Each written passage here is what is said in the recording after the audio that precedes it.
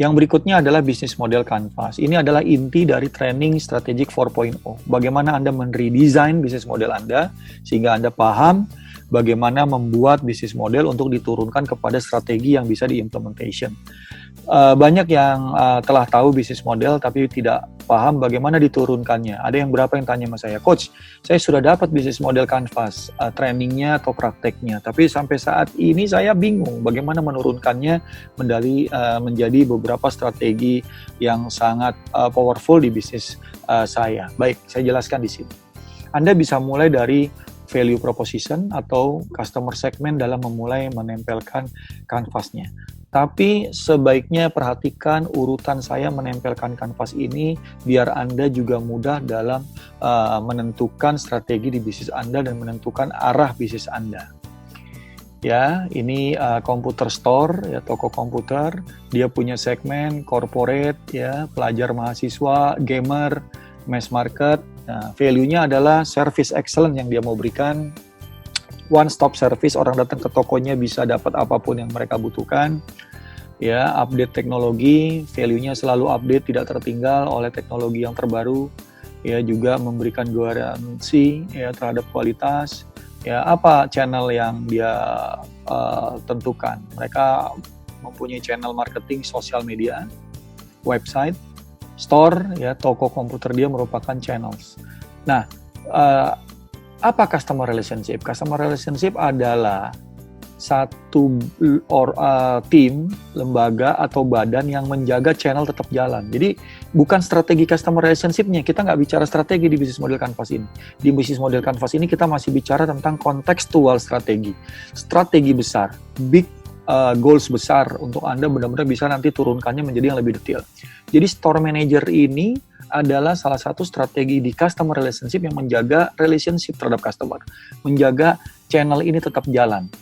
Yang berikutnya adalah IT staff, dia yang memberikan konten-konten promosi, konten-konten berita atau konten-konten informasi di dalam website. Ya, nah yang berikutnya adalah tentang revenue stream. Dari mana uang masuk ke perusahaan Anda? Ya, kalau perusahaan Anda restoran, mungkin uang masuk dari makanan, minuman, atau penyewaan tempat. Tapi toko komputer ini menentukan bahwa uang masuknya dia menjualkan komputer package komputer. Yang kedua, dia menjualkan peralatan-peralatan komputer equipment. Yang berikutnya, dia juga memberikan pelayanan maintenance service, uang masuk dari maintenance service.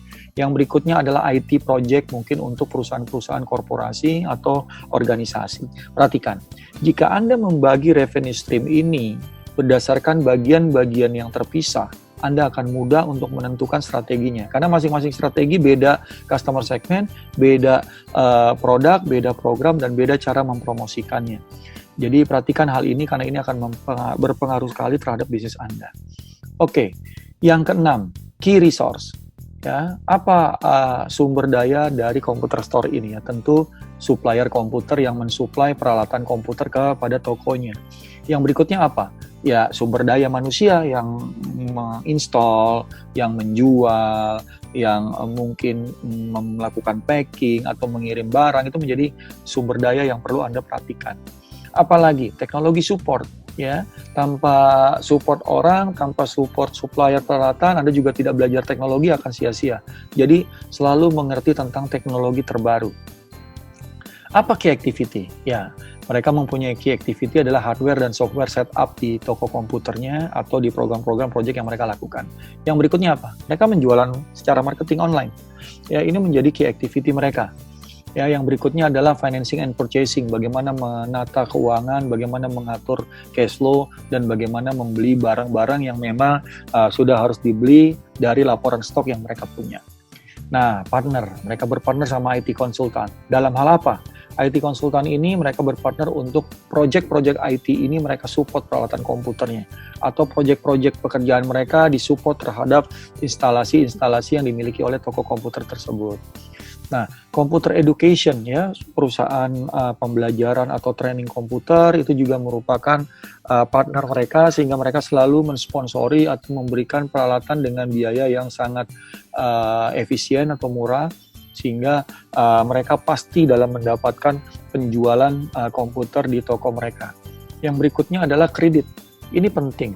Tidak semua orang bisa membeli secara cash. Tentu Anda, toko komputer ini bekerjasama dengan kredit institusi, itu membantu mereka untuk menjual unit komputernya dengan lebih banyak setiap waktu. Teknologi prinsipal.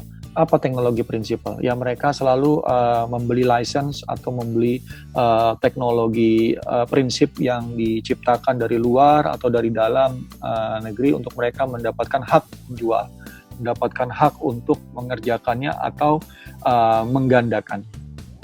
Nah, yang terakhir di channel di 9, elemen ke-9 adalah tentang cost structure.